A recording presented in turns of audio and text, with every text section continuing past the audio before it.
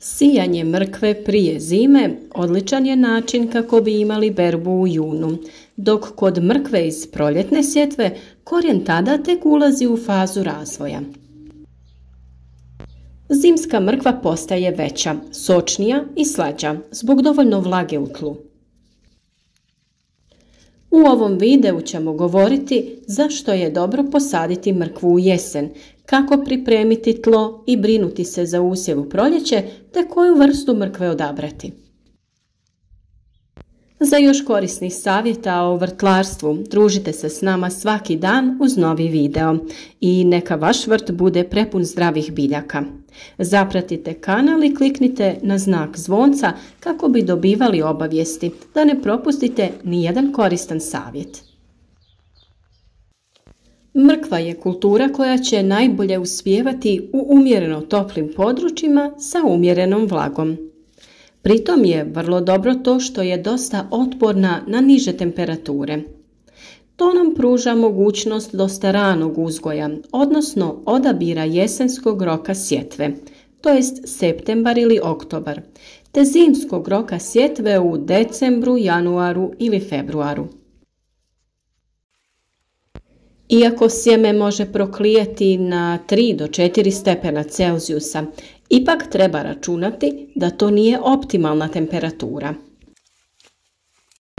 Naime, optimalna temperatura za rast i razvoj mrkve je oko 15 do 20 stepeni Celzijusa.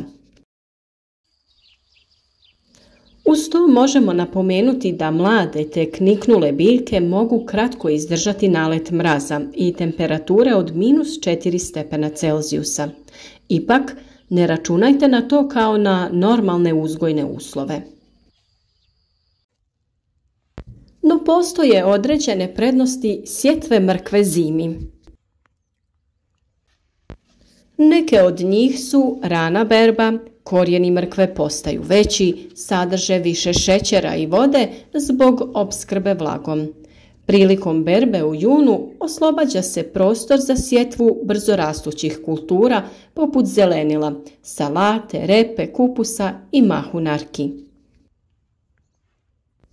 Ako želite posijati mrkvu u zimskom roku, to možete učiniti u niske i poluvisoke tople tunele. Plastenici i staklenici nisu baš prikladni zato što mrkva ima relativno dugu vegetaciju pa bi predugo zauzimala prostor, a ne bi se toliko financijski isplatila. Mrkva kao kultura može biti dobro isplativa manjim proizvođačima, vrtlarima hobistima, početnicima i vrtlarima na njihovim okućnicama. Ti mali proizvođači ne očekuju preveliku dobit, odnosno njihova najveća dobit je ta što imaju povrće za vlastite potrebe. Mrkva se vrlo dobro čuva u trapovima, no puno je bolja i sočnija svježa. Zato je mrkvu svakako dobro sijati u male plastične tunele ili topla klijališta. Mala klijališta možete kupiti u specijaliziranim trgovinama, ali i u većim marketima. Kao kultura, mrkva na većim površinama treba više pažnje i planskog uzgoja, ali i za manje vrtove ne treba zanemariti neke temeljne čimbenike. Naime, uzgaja se u plodoredu, što znači da treba voditi brigu o predkulturi i uzgojnom mjestu. Sije se na površine gdje su prije nje bile kulture gnojene stajnjakom i nisu bile zakorovljene. Kao najbolji predusjev možemo spomenuti paradajz, kupus, krompir, papriku, mahunarke poput graška i graha. Ako se mrkva sije kao kasni usjev, često će biti postrna kultura iza ranog krompira ili graška. Kao prethodni usjev, mrkva će biti dobra za sve druge kulture. Sastav i količina primijenjenih gnojiva ovisi o hranjivoj vrijednosti tla. Uz nedostatak fosfora mrkva raste u krivulji, a sa viškom dušika korijenski usjevi snažno se granaju i razvijaju veliku zelenu masu. Ona također reagira na svježe stajsko gnojivo sa ružnim, granatim i neukusnim korijenom. A važno je i znati da je najpovoljnije razdoblje za gornju obradu nakon berbe ili tokom jesenjeg oranja. Ono što je vrlo važno znati, nakon dodavanja svježeg stajnjaka u tlo, mrkva se smije sijeti tek nakon 1,5 do 2 godine. Normalizacija prehrambene vrijednosti, poboljšanje strukture i labavost tla osnovni su zadaci vrtlara. Tlo bi trebalo biti hranjivo sa neutralnim pH između 6,5 i 7. Za detoksikaciju kiselog tla koristi se pepeo, vapno ili dolomitno brašno u količini od 400 do 500 grama po 1 kvadratnom metru. Za uzgoj mrkve u zaštićenom prostoru odaberite rane sorte. Mrkva amsterdamska rano će razviti lijepe narančasto-crvene korijene srednje veličine ako ju uzgajate u toplim tunelima. Priprema tla mora biti dobra ako želite dobar i kvalitetan urod. Korijenasto povrće voli rahlu zemlju kako bi korijeni bili lijepi i ravni, pa zato i za mrkvu treba pripremiti rahlu gredicu. Dodajte treset, a dobar je i pijesak. Uz to možete dodati od 1 do 2 kg zrelog stajnjaka na 1 četvorni metar.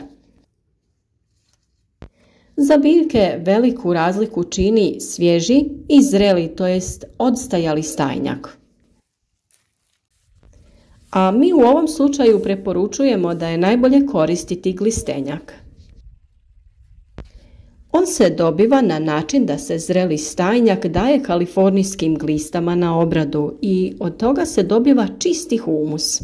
Naravno, na našem kanalu imate video o tome kako se to radi, pa ga potražite.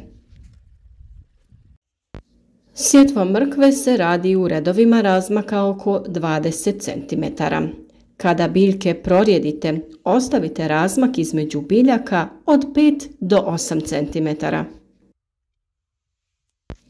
Ako ćete mrkvu uzgajati u širim tunelima, sjetva može biti u trake u razmaku od 50 do 60 cm.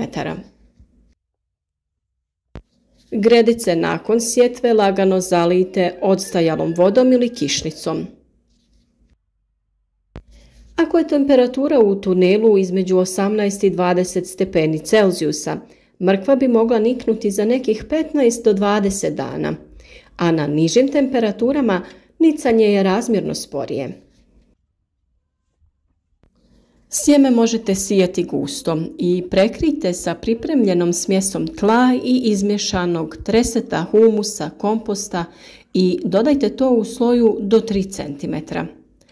Ako se zimi pokaže malo snijega i mraza, kreveti se prekrivaju smrekom ili borovim iglicama, velikim granama, suhim lišćem, piljevinom ili slamom.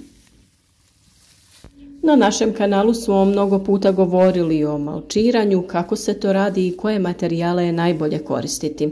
O tome također imate poseban video, pa možete da ga pogledate.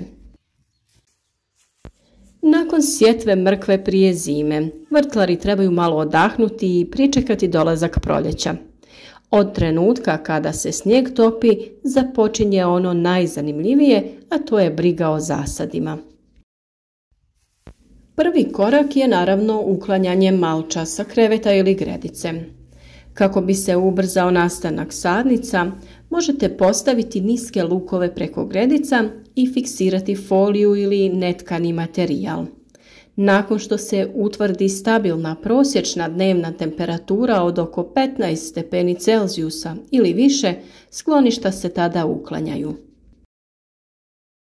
Prvo zalijevanje obavlja se nakon što se gornji sloj tla osuši, a sa prvim izbojcima započinjete i redovito okopavanje.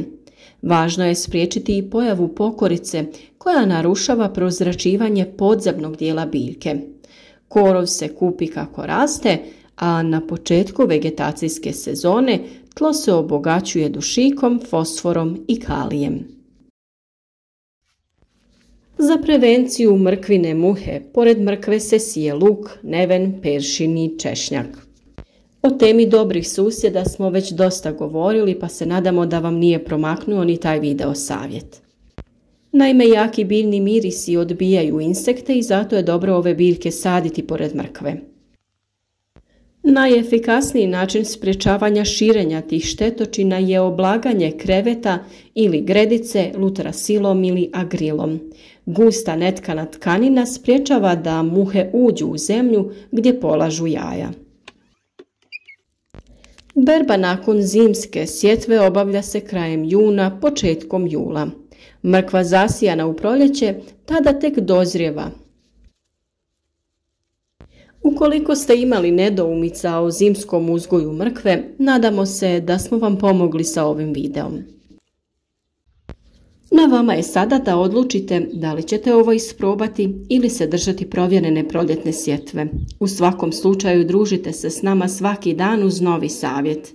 Podijelite ovaj video sa prijateljima kako bi i drugi imali koristi od naših savjeta. Podržite naš rad sa lajkom i zapratite kanal. Vaša podrška nam uvijek mnogo znači i naravno daje nam volju da budemo još bolji. I donosimo savjete koji mnogima pomažu. Potiču ih da sami uzgajaju ono što konzumiraju, a to je uvijek najbolje rješenje.